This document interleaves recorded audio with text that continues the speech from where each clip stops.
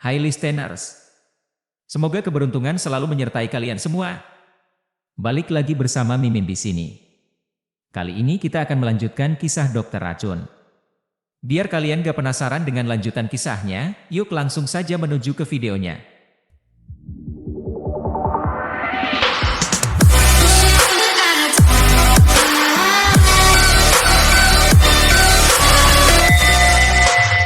Bab 45, Pengejaran Jiwa 5 Langkah. Su Chunliang merasa menggelengkan kepala saat memikirkan jalannya dalam hidup. Menjadi seorang dokter, menyembuhkan penyakit, dan menyelamatkan nyawa bukanlah aspirasi yang pernah dia pertimbangkan. Satu-satunya alasan dia setuju untuk belajar kedokteran bersama kakeknya adalah untuk menciptakan kedok bagi masa lalunya.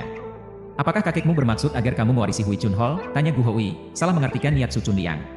Sang tua sudah memikirkannya, tapi aku tidak begitu tertarik untuk menjadi seorang dokter, jawab Su Chunliang. Gu Hoi berpikir Su Chunliang merujuk pada pekerjaan administratif, meyakinkannya, tidak masalah jika kamu tidak memiliki gairah untuk itu. Semua jalan menuju Roma. Su Chunliang tidak menyangkal perkataan Gu Hoi. Di era ini, dia masih beradaptasi dan menjelajah. Dia belum memutuskan tujuan akhirnya. Saat ini, dia puas dengan kehidupan dan pekerjaannya saat ini, tapi dia tahu dia perlu tetap rendah hati untuk sementara waktu. Di masa lalu, Su Chunliang telah terobsesi dengan naskah beracun dan bela diri. Itu adalah era yang dipenuhi oleh para guru sekte. Sekarang, dunia ini tampak berkembang di permukaan, seperti zaman keemasan legendaris. Namun, di dalam hatinya, dia tidak bisa menghilangkan rasa bahaya yang mengintai. Rasanya seolah-olah musuh yang tak terlihat sedang memperhatikannya secara rahasia, meskipun kemungkinan seperti itu seharusnya tidak ada. Meskipun Su Chunliang mengklaim dia bisa menangani alkohol, Gu Hoi tetap berhati-hati. Setelah penyakit mendadak yang menimpanya sebelumnya, dia tidak berani minum terlalu banyak. Selain itu, Su Chunliang sedang mengunjungi rumah Gu Hoi untuk pertama kalinya, dan tidak akan pantas untuk terlalu banyak minum alkohol. Perbedaan status sosial mereka juga membuat keduanya bersikap menahan diri. Setelah menghabiskan lebih dari 1 jam di rumah Gu Hoi, Su Chunliang mengucapkan selamat tinggal dan pergi. Sebelum pergi, Gu Hoi mengambil inisiatif untuk bertukar informasi kontak. Biasanya, bawahan atau junior yang akan memulai pertukaran tersebut, tapi dalam kasus ini, Gu Hoi yang mengambil langkah pertama. Ini membuat Su Chunliang merasa istimewa. Segera setelah Su Chunliang tiba di rumah, dia menerima panggilan video dari kakeknya, yang mengungkapkan kekhawatiran tentang kesejahteraannya. Sang tua ingin memastikan Su Chunliang tidak sendirian. Su Chunliang meyakinkan kakeknya bahwa dia berada di rumah, dengan rajin belajar. Dia kemudian menanyakan situasi kakeknya dan diberitahu bahwa semuanya berjalan baik. Kakeknya berencana untuk pulang ke rumah lusa. Setelah mengakhiri panggilan, Su Chunliang mengambil salinan naskah tulang orakel yang ditinggalkan oleh kakeknya. Dia mempelajarinya di bawah cahaya hangat dari lampu, pada akhirnya menyimpulkan bahwa tulisan ini kemungkinan adalah bab Tianyang dari Huang Dine Jing. Menurut kakeknya, tulisan tulang orakel ini kemungkinan besar tersimpan di Museum Dongzhou. Kejadian yang kebetulan, museum itu akan ditutup besok, memberikan kesempatan kepada Su Chunliang untuk pergi dan memeriksanya. Tentang pakar teks kuno terkenal, Bai Mushan, tampaknya dia gagal untuk menguraikan tulisan-tulisan tersebut. Jika Su Chunliang bisa menguraikannya dan mengungkap rahasia di dalamnya, tidak diragukan lagi itu akan menimbulkan sensasi di dunia akademis. Internet terbukti menjadi sumber daya berharga untuk menemukan pencapaian akademis utama Bai Mushan selama bertahun-tahun. Namun, tidak ada yang menyebutkan berita terkait dengan Huang Dine Jing. Setiap malam sebelum tidur, Su Chunliang akan melakukan meditasi rutin dan berlatih Tian-Tian Treasure. Meskipun telah mengabdikan lebih dari sebulan untuk latihan ini, kemajuannya minim. Perubahan lingkungan dan iklim, bersama dengan udara yang tidak murni, menjadi hambatan besar bagi kultivasinya. Mulai dari awal tampaknya tidak dapat dihindari. Meskipun Tian-Tian Treasure adalah buku rahasia yang luar biasa, itu memberikan sedikit bantuan dalam hal pelatihan dasar tubuh. Su Chunliang mengakui kenyataan ini telah mengadopsi pola pikir yang mengikuti aliran. Namun, dia tetap berkomitmen pada praktik dasar harian, tidak pernah goyah dalam usahanya. Kamar itu tenggelam dalam kegelapan, dengan semua lampu dimatikan. Su Chunliang duduk bersila di atas tempat tidur yang luas, napasnya tenang dan sunyi saat ia tenggelam dalam suasana sekitarnya. Saat ia memulai praktiknya, ia fokus pada menyatukan tubuh dan pikirannya dengan dunia di sekitarnya. Tiba-tiba, di tengah keadaan ekstasinya, bau yang tajam menyerang indera penciumannya. Su Chunliang dengan cepat menyimpulkan dari bau itu bahwa ada ular 5 langkah yang bersembunyi di dekatnya. Merasakan bau itu menyebar melalui udara, ia membentuk hubungan tak terlihat yang membantunya dengan cepat menemukan sasarannya. Ular itu merayap dengan diam di sudut dinding, bergerak menuju tempat tidur, hingga akhirnya memanjat kaki tempat tidur dengan gerakan yang hampir tak terdengar. Ular 5 langkah yang mendekat mengambil posisi menyerang, kedekatannya dengan Su Chunliang semakin terasa meski ia menutup mata. Rasa tidak enak merayap ke dalam hatinya saat ia bertanya-tanya bagaimana makhluk beracun yang sangat mematikan ini bisa masuk ke aula pembaharuan Dongzhou, yang terletak di Jiangbei, tidak terkenal karena keberlimpahan ular dan serangga. Tampaknya tidak mungkin makhluk beracun seperti itu ditemukan begitu dekat dengan aula Hui Chun. Sebelum Su Chunliang pindah ke sini, ia telah mempelajari lingkungan sekitarnya dengan cermat, memastikan tidak ada ular berbisa yang tinggal di dekatnya. Membuka mata di tengah kegelapan, Su Chunliang memandang siluet ular 5 langkah yang menjulang di atas tempat tidur. Yang biasa dikenal sebagai viper atau Acistromus acutina, ular ini adalah salah satu ular berbisa yang paling umum di Cina. Ular yang ada di hadapannya memiliki panjang 3 kaki, meski Su Chunliang pernah bertemu dengan yang lebih besar, yang mencapai 7 kaki. Ular itu memiliki kepala segitiga dan sepasang rongga pipi oval yang terletak di antara hidung dan mata, memungkinkannya mendeteksi panas, mirip dengan sensor termal. Memperpanjang tangan kanannya, Su Chunliang melihat kepala segitiga ular itu mundur dengan hati-hati sebelum mendekat, dengan lembut menyentuhkan lidah merah terangnya ke ujung jarinya. Pada pandangan pertama, terlihat seolah-olah lidah ular itu adalah nyala api yang menari di atas jari Su Chunliang. Dalam sekejap, tubuh Su Chunliang menjadi lemas, bergerak tak terkendali. Seseorang berwujud bayangan meluncur melalui jendela terbuka. Terang oleh sinar bulan yang memancar ke wajah mereka. Jelas bahwa orang itu mengenakan kaos kaki hitam di atas kepalanya. Mereka bergerak dengan kegesitan yang luar biasa, turun dari ambang jendela dengan anggun seperti daun yang turun ke tanah. Mengamatinya, Su Chunliang yang berguling-guling di atas tempat tidur, ekspresi kemenangan di wajah orang berpakaian hitam itu menjadi jelas saat mereka mengetuk tongkat bambu tipis mereka 2 kali di tanah. Ular 5 langkah itu merayap menjauh dari Su Chunliang, diam-diam mendekati orang berpakaian hitam itu, memanjat lengan mereka dengan memanfaatkan tongkat bambu sebagai panduan. Orang berpakaian hitam jelas merupakan seorang ahli penangan ular. Mereka melirik sebentar ke arah Su Chunliang, yang masih meliuk-liuk di atas tempat tidur, namun tidak menunjukkan niat untuk membantunya. Setelah memeriksa ruangan dan memastikan tidak ada alat pengawasan yang ada, orang berpakaian hitam itu bersiap untuk pergi. Saat mereka berbalik, ular 5 langkah yang berada di bahu mereka tiba-tiba menyerang. Ular itu menggigit wajah orang tersebut, menyebabkan mereka merasakan rasa sakit yang sangat hebat. Dalam penderitaannya, orang berpakaian hitam itu berteriak, "Xiao Hua, lepaskan!" Dalam kepanikannya, ia telah lupa untuk menahan suaranya dan menjaganya tetap diam. Xiao Hua adalah julukan yang diberikan kepada ular peliharaannya oleh pria berpakaian hitam. Namun, Xiao Hua tidak ingin melepaskan dan menggigit pipi kanan pria itu dengan erat. Kaos kaki sutra yang tipis tidak menahan gigitan Xiao Hua.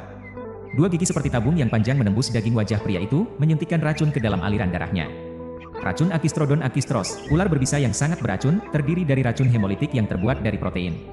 Racun ini memiliki sifat hemoragik yang kuat. Akibatnya, pria tersebut merasakan sakit segera dan perdarahan dari luka. Pembengkakan, pembentukan lepuh, gangren, dan ulcerasi pasti akan terjadi. Merasa pusing dan jantungnya berdetak kencang, pria berpakaian hitam menyadari bahwa ada sesuatu yang sangat salah. Dia dengan cepat meraih saku celananya dan mengambil serum anti racun yang selalu dibawanya. Nyawanya bergantung pada menyuntikkan serum tersebut tepat waktu untuk melawan racun yang mengalir dalam pembuluh darahnya. Saat pria berpakaian hitam hendak menyuntikkan anti racun, tiba-tiba sosok berlari mendekatinya, menendang tangannya dan membuat botol obat itu terlempar dari genggamannya. Botol itu jatuh ke lantai dan berguling jauh, di luar jangkauan. Pria berpakaian hitam diliputi rasa takut.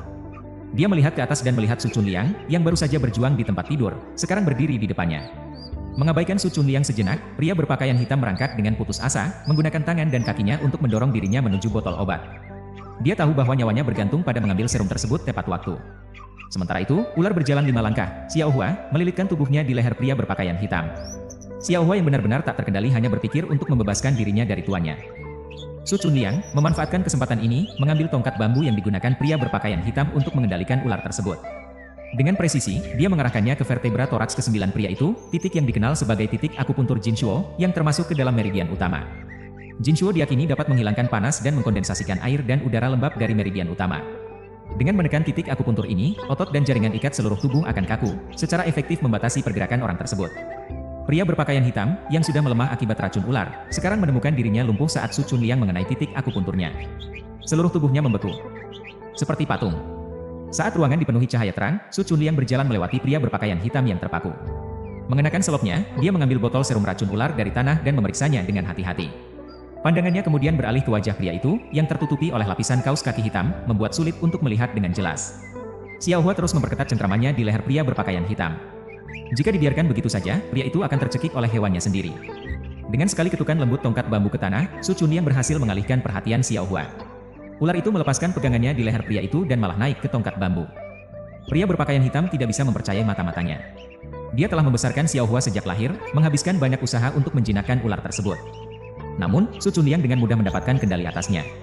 Sekarang, pria berpakaian hitam akhirnya memahami bahwa keracunan Su Chunliang sebelumnya hanya tipuan belaka.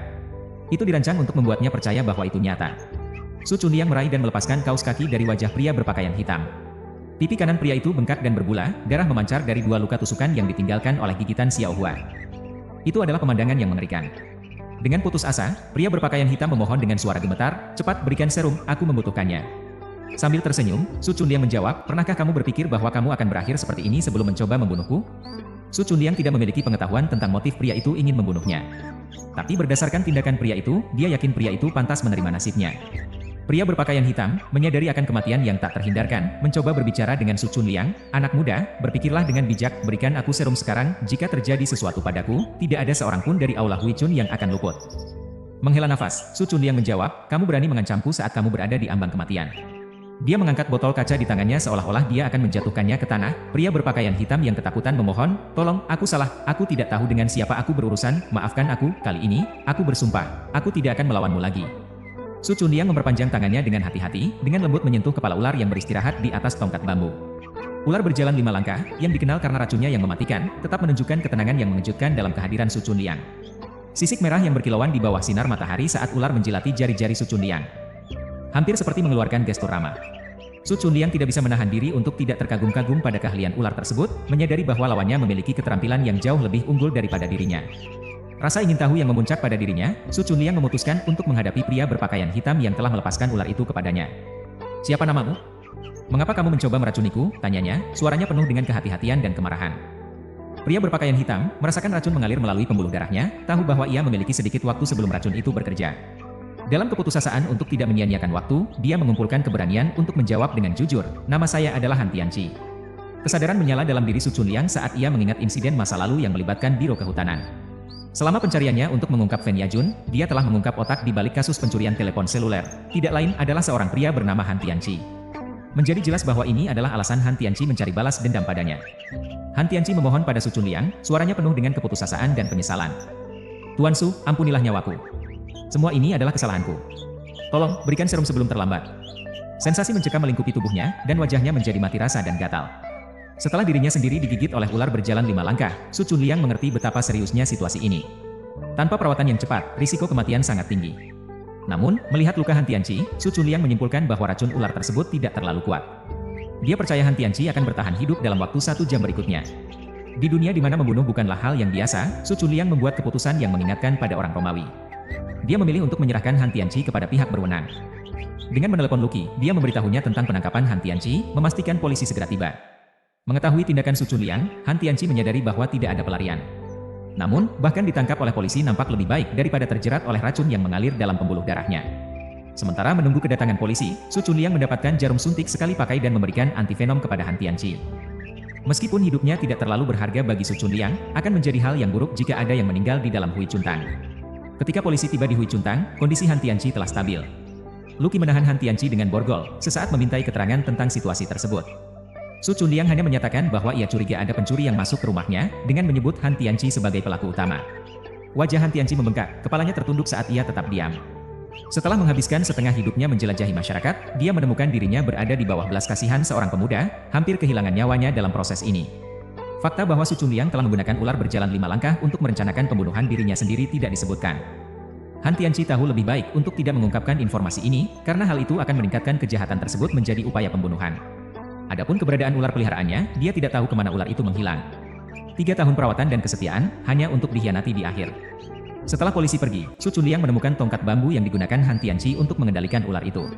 Tongkat itu, yang sudah tua dan terkikis, memiliki kata miskin yang terukir dengan karakter segel kecil di ujungnya. Memeriksa kata miskin, Su Chunliang mengerutkan keningnya.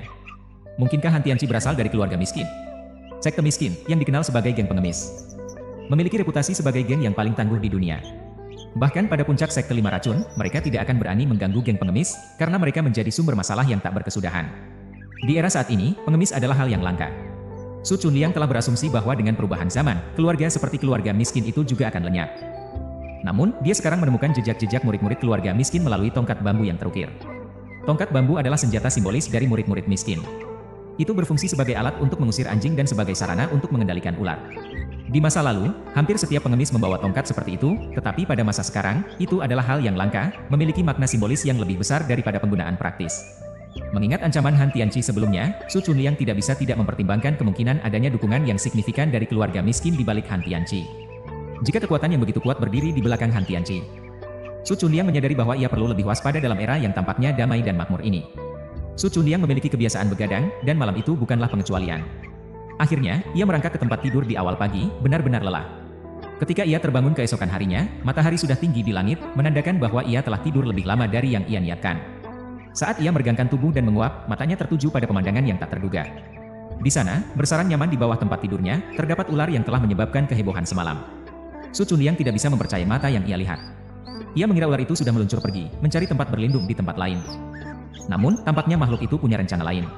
Tanpa diketahui Su Chunliang, ular itu telah membentuk ikatan yang aneh setelah pertemuan tak terduga mereka. Ular itu menganggapnya sebagai tuannya yang baru, diam-diam berjanji untuk melindunginya dari bahaya. Dan disitulah ia berbaring, tergulung di bawah tempat tidur, matanya terpaku pada Su Chunliang dengan dedikasi yang tak tergoyahkan. Awalnya, Su Chunliang berpikir untuk melepaskan ular itu kembali ke alam liar. Bagaimanapun, ia tidak terlalu suka pada ular, dan bayangan memiliki seekor ular yang mengintai di kamarnya membuatnya gelisah. Namun, segera menjadi jelas bahwa ular itu tidak berniat meninggalkan sisi Su Chunliang. Ia merasa tenang dengan kehadiran Su Chunliang dan menolak untuk meninggalkannya. Menyadari bahwa ia tidak bisa mengabaikan kesetiaan ular itu, Su Chunliang memutuskan untuk mencari tempat perlindungan sementara bagi ular itu di halaman belakang.